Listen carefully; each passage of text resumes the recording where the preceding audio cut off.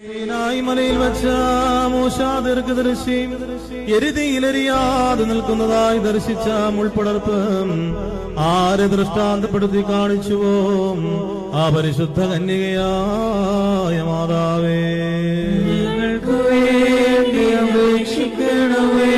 സ്വർഗത്തിലേക്ക് കരേറ്റുന്ന ഗോവണിയായി യാക്കോബ് ആരെ ദർശിച്ചുവോ ആ സ്വർഗീയ ഗോവണിയായ മാതാവേ, ഞങ്ങൾക്ക് വേണ്ടി അപേക്ഷിക്കണമേ. അതിശോഭയേറിയ മിശിഹാ തമ്പുരാനാകുന്ന മഹാസൂര്യനെയും ലോകത്തിന് വെളിപ്പെടുത്തിയ അനന്താകാശമായ മാതാവേ, ഞങ്ങൾക്ക് വേണ്ടി അപേക്ഷിക്കണമേ.